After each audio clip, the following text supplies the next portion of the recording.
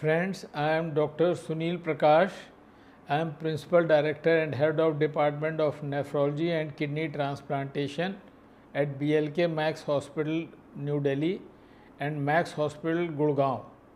Today we want to discuss about swelling in the feet, which is called edema, and swelling all over the body. As you know, swelling is not something which is normal, it is abnormal. But sometimes the swelling could be physiological for reasons which are not very sinister, and sometimes it could be due to disease states. So, first let us understand what do we mean by edema. Edema can be localized if there is any injury to the leg or any part, then that part becomes swollen, red, tender to touch, painful after injury, and then that is called local edema. And sometimes the edema can also occur sometimes due to diseases and sometimes due to physiological causes. What are the physiological causes? Now, if the fluid collects in the lower part of the body, in our feet and in our limbs, lower limbs, it is called pedal edema. Pedal is feet and edema is swelling. Whenever somebody has edema, it means that that person is having more salt and water in his body, especially if it is generalized edema. If that edema is not due to any injury like cricket ball injury or any other injury, then it is most of the time due to excess salt and water collection in the body.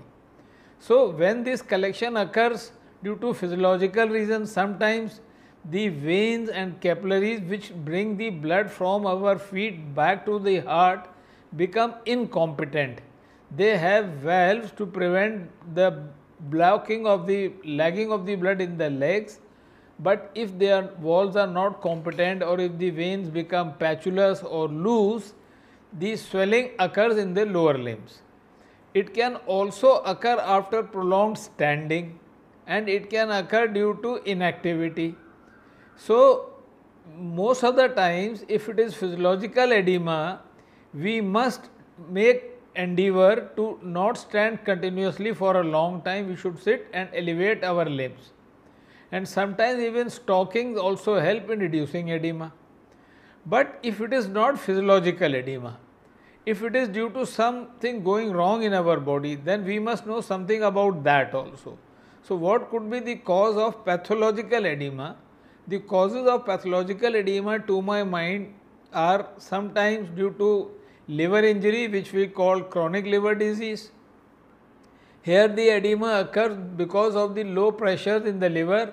The body keeps on absorbing sodium and water, and as the patient has the lower limb, it becomes bloated up and swollen, and one can pit there and see shiny skin, and that is due to edema in the legs, and which can go all over the body. It can go on the face, hands, and sometimes the edema can also come around the lungs, which we call pleural effusion, in the abdomen, which we call ascites, and along the heart.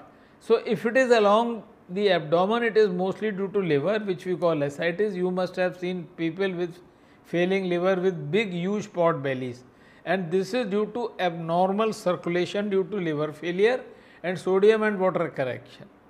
Then second very important cause is kidney failure, CKD, and nephrotic syndrome. In nephrotic syndrome, the blood, the albumin of the body goes out via the kidneys.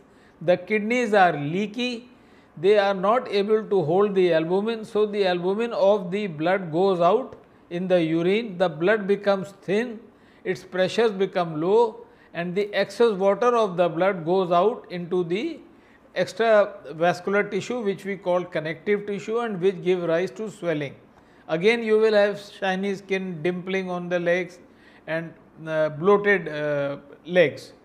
So, here the excess sodium and water the kidney absorbs, because the kidney feels that the body is not having enough sodium and water. It is misdirected due to the disease, and in CKD also the kidney is misdirected and it is not able to throw out the water and salt we consume in our diet, so it gets collected. And if the collection occurs mostly in the legs, which gets aggravated by the evening because of the prolonged standing, and patient will tell us that when we go to sleep the edema disappears in the morning, and when we stand it comes back after some time. Third important cause is failing heart, congestive cardiac failure. Here also the heart is unable to push the blood to all the organs. So, the kidney perceives the body is having low sodium and water. So, again it keeps on absorbing sodium, collecting sodium and water, and this excess collection causes edema. And if it is too much, it is called generalized edema, which medically we call anasarca. Another important condition is if the body is having low protein, low albumin. Albumin in the blood makes it very thick and viscous. That is the difference between blood and water. Because of the albumin, the blood is thick, and the water does not have albumin, it is thin and free floating. So, in anemia and hypoproteinemia, the body protein content is less due to less manufacturing either by the liver or excess loss by the kidney, or due to trauma, burns, or some very serious illnesses, sepsis, shock, high fevers, which reduce the body albumin, and this causes low pressures inside the blood, and that is why the water goes out of the blood, because the binding of water, which is albumin, is not in the blood anymore, and it causes edema. So, these are the 4 or 5 very important causes of edema: kidney failure, heart, liver, and less of hemoglobin and protein in the body. After knowing these causes, we must also understand what we can do about it. I think in my mind the most important thing is that we must show to our doctor and understand that something wrong is not happening. And once it is apparent that there is some disease process, we must try to find out the causes of liver, kidney, heart failure or other causes. And besides that, we have to take simple precautions. What are those precautions? Number one is we must reduce salt in our diet. Today, friends, salt and sugar are the opium of the modern civilization. They are the white poison. Normally, a person requires 5 to 6 gram of salt, which will come in a flat small teaspoonful, and if one is consuming more salt, then this salt also attracts water and one drinks more water, which gets absorbed in the stomach and goes in the blood, and from the blood it goes into the kidney and via there into the legs. So, first thing patient of edema should do is reduce his sodium content. He should reduce his water intake, and this will help to mitigate the edema, reduce the edema to a very significant levels. After that, if it is not being controlled, then the specific treatment for kidney, liver, heart, whichever organ is not working should be instituted. Also, there are medicines which we call diuretics.